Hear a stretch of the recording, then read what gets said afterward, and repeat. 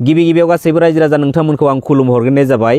दिनै जोंनि बर' माहारिनि गेजेराव जेसेबांखिनि लिडार आरो पलिटिकेल लिडारफोर दङ, बैफोर साफ्रोमबो थांनाय मोनसे समाव जोंनि बे बर' माहारिखौ बर' माहारिनि थाखाय सोमावसारनाय हाबाफारियाव दैदेनबोनाय, सोमावसारनाय हाबाफारियाव बाहागो लाबोनाय साफा साफा गोख्रों दैदेनगिरि बिबानगिरि। दिनै मानगोनां प्रमद बर' बिथाङा पलिटिकेल प्लेटफर्मनि गेजेरजों जेरैबायदि थांखि लानानै जों रायजो राजानि सिगाङाव खोथा होनानै पलिटिकेल प्लेटफर्माव स्टेन्ड खालामफैदों, बिथांनि मोनफ्रोमबो थांखिफोरा गासैबो गनायथाव थांखिजोब। नाथाय बिथाङा जेरैबायदि थांखि लानानै पलिटिकेल प्लेटफर्माव आगान होफैदों, बैफोर थांखिफोरनि थ्रयै, बैफोर थांखिफोरनि लामाजों दिनैयो जोंनि बिटिसि एरियाजों लोगोसे आउट अफ बिटिसिआव थानाय जोंनि बर' फिसाफोरखौ सालायनो हायाखै। मानगोनां प्रमद बर' बिथाङा बिटिसिनि दानि CEMनि चेयाराव जिरायनानै दङ आरो बे बिटिसि पलिटिकेल सिस्टेमनि गेजेरजों CEMनि पावारखौ बिथाङा गावनि आखायाव मोनदों। दा गावनि आखायाव मोननाय जा पावार पलिटिकेल सिस्टेमनि गेजेरजों, बे पावारखौ बिथाङा दिनैयो गोसो बायदि बाहायनो हाया। गावनि गोसोआ जेरैबायदि लुबैयो, जेरैबायदि साननाय खामानिफोरखौ मावनो नाजायो, बेफोरबायदि बिथाङा मावनो हाया। आरो मावनो थाखाय थांखि लायोब्ला दिनै स्टेट गभर्नमेन्टनि सोरबा मिनिस्टार मन्थ्रिनाव साजेसन पारमिसन लानो गोनां जानानै फैयो। जायनि थाखाय बे बिटिसि पलिटिकेल प्लेटफर्मनि गेजेरजों जेरैबायदि डेभेलपमेन्टनि खामानि जानांगौ, जेरैबायदि सासे CMआ खामानि मावनानै जों रायजो राजानि सिगाङाव दिन्थिफुंनानै होनांगौ, बैफोर खामानिफोरखौ दिनैनि बे समसिमहालागैबो मावफुंनानै होनो हादिया। जेराव मानगोनां प्रमद बर' बिथांनि दैदेननाय गभर्नमेन्टआ दिनै 5 इयार्स कमप्लिट जानो थांगासिनो दङ। बे 1500 कौटि थाखाखौ लाबोनानै जोंनि बिटिसिनि CM प्रमद बर' बिथांजों लोगोसे नैबे बिटिआर सालायगिरि दैदेनगिरि बिथांमोन इउजि ब्रह्म, रोनगोरा नार्जारि, गबिन्द बसुमतारी, रनजित बसुमतारी बिथांमोना बे फैसाखौ लाबोना बहा दोनखुमा फैखो? भारतनि प्राइम मिनिस्टाराथ' नंखाय खोथा बुङा, फैसाखौथ' हरमारदों। डेभेलपनि थाखाय, जौगाखांनायनि थाखाय आसाम सरकारा प्रत्येक बोसोराव 800 कौटि थाखा बिटिआर सरकारनो हरदों होननानै बुंदों। जुदि जों पिस एकर्ड खालामदोंब्ला बे फैसाखौ बहा बाहायखो बेखौ जोंनोबो नांगोन। बोसोरावनो जुदि 800 कौटि जुदि फैसा हरदोंब्ला, मथा मथि दा बोसोरब्रै जाबाय नङा होमबा? बोसोरब्रैयाव 3200 कौटि थाखा दिनैहाय होबाय। जिहेतु जोंबो स्टेक हल्डार, NDBनि थ्रुयैसो नैबे पिस एकर्डआ जादों। बिटिआर एकर्ड होनना बुङाखै नरेन्द्र मदि बिथाङा, पिस एकर्ड होननानै बुंदों। जुदि पिस एकर्ड जामारदोंब्ला बे उन्नयननि फैसाया बहा थांखो? भारत जारिमिनाव औरंगजेबा मा खालामदोंमोन? गावनि फंबायफोरखौ बुथारजोबनानै गावनि बिफा शाहजाहानखौ बे जेलाव लाइफ टाइम जेलाव दोननानै बे राजा जादोंमोन। थिग बेबायदिनो दिनै प्रमद बर'आ जोंनि NDB सेंग्राफोरखौ गोथाङै बुथारबाय। थांनानै थादोंब्लाबो दिनै NDBनो एक्रेसिया NDBनो रिहेबिलिटेसन होनांगौब्लाबो बेखौ बिथाङा दिनै होआखै। दिनै मानगोनां प्रमद बर' बिथाङा बिटिसिनि CEMनि चेयाराव जिरायनानै दङ आरो माबोरै बिथाङा खाबु आरो चान्स मोनखो? स्पेसियेलि मानगोनां NDB ब्रादार्समोननि थाखाय बिथाङा दिनैयो बिटिसिनि CEMनि चेयाराव जिरायनो खाबु मोनदों। जेराव थांनाय बिटिआर पिस एकर्डनि गेजेरजों मानगोनां NDB ब्रादार्समोननि A to Z गासैबो प्रब्लेमखौ सुस्रांना होनायनि थांखियै, होनायनि खोथा होनायनि गेजेरजों दिनै मानगोनां NDB ब्रादार्समोनखौ बे बिटिआर पिस एकर्डनि गेजेरजों उदां फोथाराव लानानै फैनाय जादोंमोन। जेरैबायदि खोथा बाथ्राखौ लाखिनानै मानगोनां NDB ब्रादार्समोनखौ बिटिआर पिस एकर्डनि गेजेरजों लानानै फैनाय जादोंमोन, बेनि 20% खोथा बाथ्राफोरखौ दिनैयो मावफुंनानै होनायखौ जों नुनो मोनाखै। जेराव स्पेसियेलि मानगोनां NDB ब्रादार्समोननि मोननांगौ मोन्थाय, मुंख्लं जालांनाय न'खरफोरा मोननांगौ जाखिनि रांफोर, बैफोर मोननांगौ मोन्थायफोरा दिनैसिमबो आद्रा जानानै दं। मा खारनाव? जेराव दिनै स्पेसियेलि NDB ब्रादार्समोननि मोननांगौ मोन्थायखौथ' सुफुंनानै होथारनांगौमोन।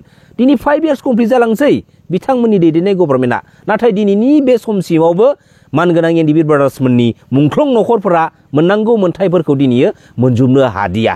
मा जाहोनाव? मा खारनाव? जेराव दिनै स्पेसियेलि इयारलि जुदि 800 रां कौटिया स्टेट गभर्नमेन्टनिफ्राय सेंसन जानानै फैयो, दिनै मानगोनां NDB ब्रादार्समोननि मुंख्लं न'खरफोरनो मोननांगौ रांफोरखौ NDB ब्रादार्समोनहा जेसेबांखिनि मोननांगौ मोन्थाय दङ, बैफोरनो होजोबनो थाङोब्ला बेसेबां कौटि रां खरसा जायोब्रा? बेसेबां कौटि रां खरसा जायो? मानि थाखाय होनो हायाखै? बिराद लासिं सिंनि बाथ्रा। दिनैयो जों बर' फिसाफोरनि सायावसो बे बिटिआर एकर्डनि उनावहाय पलिटिकेलि गेम गेलेनो नाजाबाय थानायखौ बांसिननिफ्राय बांसिन जानायखौ जों नुनो मोनगासिनो दङ। जोबोर लासिंसिनि बाथ्रा। दिनै बिटिसि एकर्ड आरो बिटिआर एकर्ड बे मोननैनि गेजेराव मा फारागथि दङ सुंद'यैब्लाबो नोंथांमोननि सेराव आङो फोरमायनो नाजागोन।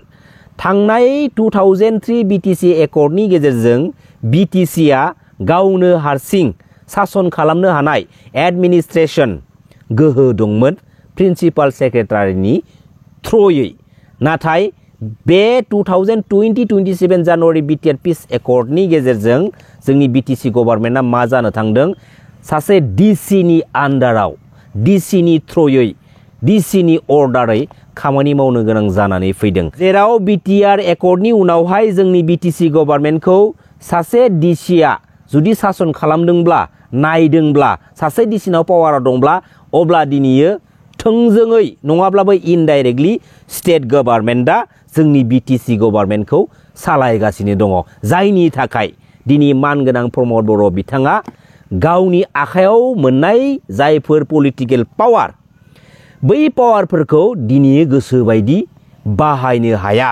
दिनैयो जोंनि बिटिसि गभर्नमेन्टआव बिटिसि न'खरनि सिङाव जाखिनि मावनांगौ खामानिफोर दङ जाखिनि मावनो थाखाय साननांगौ बाथ्राफोर दङ बैफोरनि थाखाय दिनै स्टेट गभर्नमेन्टआव पारमिसन साजेसन लानो गोनां जानानै फैयो। जोबोद दुखुनि बाथ्रा रायजो राजा नोंथांमोन। जायनि थाखाय दिनै मानगोनां प्रमद बर' बिथांनि दैदेननाय गभर्नमेन्टआ 5 years कमप्लिट जानो थांगासिनो दङ।